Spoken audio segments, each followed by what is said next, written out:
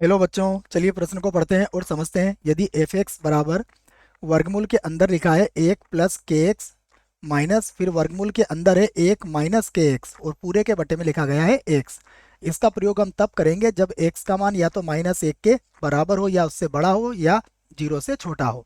उसके बाद है दो एक्स का वर्ग प्लस तीन एक्स माइनस दो, और इसका उपयोग हम तब करेंगे जब एक्स का मान या तो एक हो या जीरो हो या उनके मध्य कोई भी संख्या हो सकता है। और कहा गया है कि x बराबर जीरो पर यह फलन क्या है, सतत है। तब k का मान है, तो इसके लिए हमें विकल्प दिया गया है a b c और d, जो क्रमशः -4 -3 -2 -1 लिखे गए हैं। और हमें इनमें से सही विकल्प का चुनाव करना है। प्रश्न को हल करने से पहले हम प्रश्न के लिए मुख्य अवधारणा लिखेंगे। तो प्रश्न के लिए मुख्य अवधारणा, जिसकी सहायता से हम इस प्रश्न को हल करेंगे। मुख्य अवधारणा में हम सबसे पहले द्विपद प्रसार किसी भी घातांक के लिए कैसे प्रसार होता है उसका सूत्र यहाँ लिखने वाले हैं। वो मैं यहाँ से लिख देता हूँ। एक प्लस एक्स की घात एन बराबर होता है एक plus N X plus N N minus एक बटा दो का क्रम गुणित और एक्स की घातांक दो होगा। और इसी प्रकार इसको आगे भी लिखा जा सकता है। उसके बाद आपको ये भी पता है कि यदि कोई फलन x बराबर a पर सतत होता है, यदि x बराबर a पर सतत होगा तो a पर दाईं सीमा, a पर बाईं सीमा, बाईं सीमा को माइनस लगाना है बच्चों, भी लगा देता हूँ, और ये बराबर होगा एफ ऑफ ए के। तो ये बातें आपको जानकारी होना चाहिए। अब इन दोनों के आधार पर हम इस प्रश्न को हल करेंगे। तो हमें क्या कहा गया है कि फलन x बराबर जीरो पर सतत है। अगर जीरो पर सतत है तो x बराबर जीरो पर इसकी सीमा का अस्तित्व भी होगा। या तो दाईं सीमा निकालो या बाईं सीमा निकालो, या दोनों को मिला के सीमा आप निकाल सकते हो। आइए हम इसी को आधार यहाँ पर बनाने वाले हैं। तो मैं लिख देता हूँ कि यदि यदि x बराबर जीरो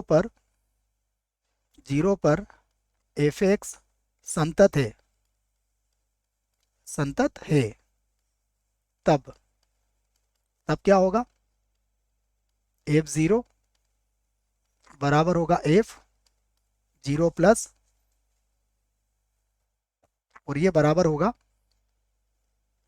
एफ जीरो माइनस के।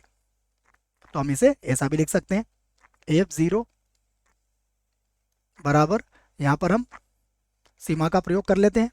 तो मैं लिख लेता हूँ इसको, लिमिट, देखिए एच का मान जीरो की ओर अग्रसर, मैं यहाँ पर दाईं सीमा लिख लेता हूँ। तो ये हो जाएगा F of zero plus H, ये आप लिख सकते हो, या बाईं सीमा का भी प्रयोग कर सकते थे बच्चों, जैसा आपको ठीक लगे। अब एफ ऑफ जीरो का मान कैसे ज्ञात करेंगे हम। एफ ऑफ जीरो का मान देखिए एक्स बराबर जीरो पर कितना दिया हुआ है, दो एक्स का वर्ग प्लस तीन एक्स माइनस दो, तो यहाँ रख लीजिए आप। तो ये हो जाएगा जीरो प्लस जीरो और माइनस दो, तो ये तो हो जाएगा जीरो प्लस का जीरो और माइनस का दो, ये तो ये हो गया। उसके बाद लिमिट, अब एच का मान जीरो की ओर अग्रसर है, तो जीरो प्लस एच अर्थात जीरो नहीं है, और अगर जीरो नहीं है तो हमें इस फलन का प्रयोग करना पड़ेगा, जो है वर्गमूल के अंदर एक प्लस के एक्स और माइनस वर्गमूल के अंदर है एक माइनस के एक्स। तो यहाँ मैं एच रख लेता हूँ अब।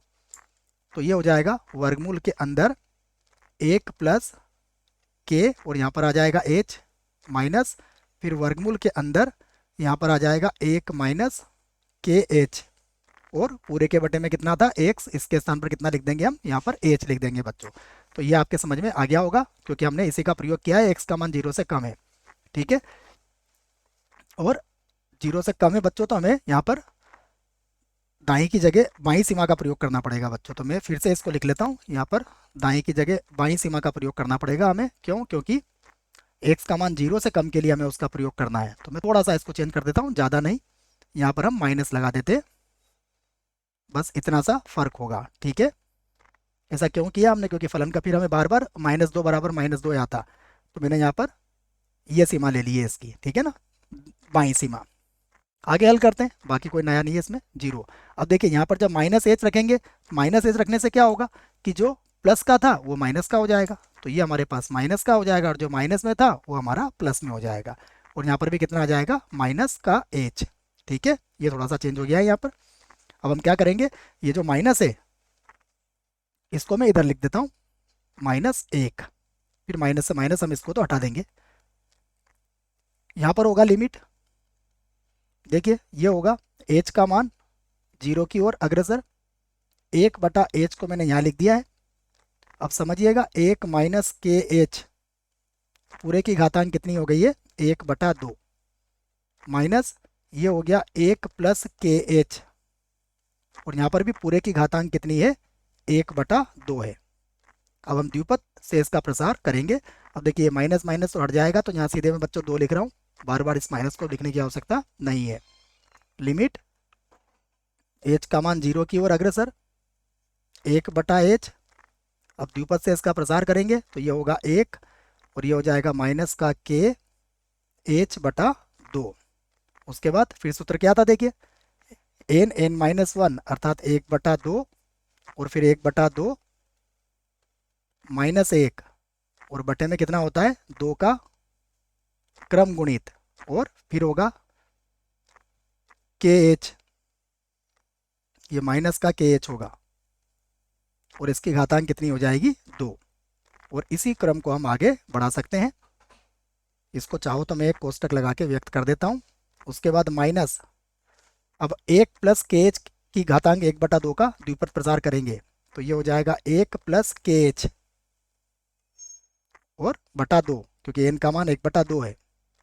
उसके बाद फिर से लगाएंगे प्लस, और यहाँ होगा 1/2, और फिर से होगा 1/2 माइनस 1, n(n-1), और बटे में कितना आएगा, 2 का क्रम गुणित, और उसके बाद हो जाएगा के एच और इसकी घातांक 2, और इस क्रम को भी हम आगे इसी प्रकार बढ़ा देंगे। अब मैं कोष्टक को यहाँ पर बड़े कोष्टक को बंद कर लेता हूँ। अब अगर आप ध्यान से देखेंगे तो 1 से 1 तो कट जाएगा, और ये जो के h/2 है, यहाँ पर भी माइनस का के h/2 है, ये दोनों बच्चों जुड़ जाएंगे। बाकी फिर एक्स वाले जो पद होंगे उनको भी हम आगे इसी प्रकार लिख सकते हैं।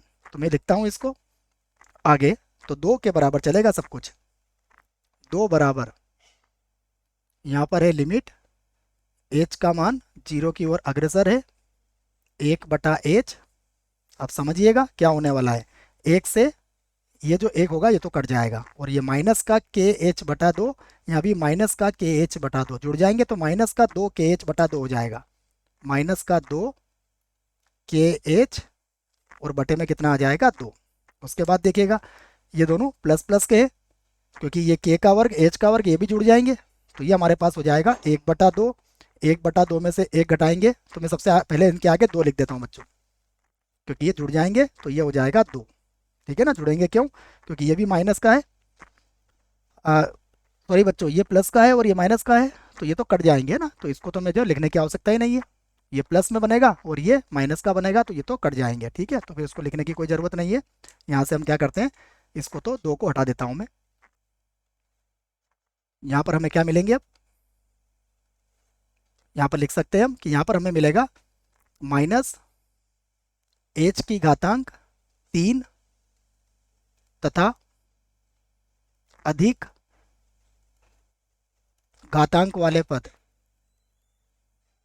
घातांक वाले पद हमें यहाँ पर मिलेंगे। ठीक है, ये लिख दिया है मैंने, क्योंकि सारे पदों को लिखना अब अनिवार्य नहीं है। अब वो माइनस में या प्लस में जैसे भी मिले हम यहाँ पर आगे देख लेंगे।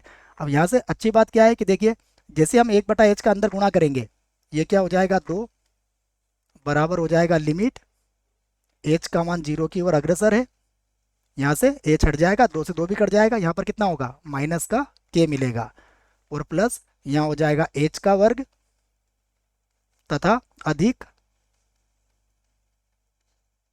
अधिक घातांक वाले पद, घातांक वाले पद मिलेंगे आपको।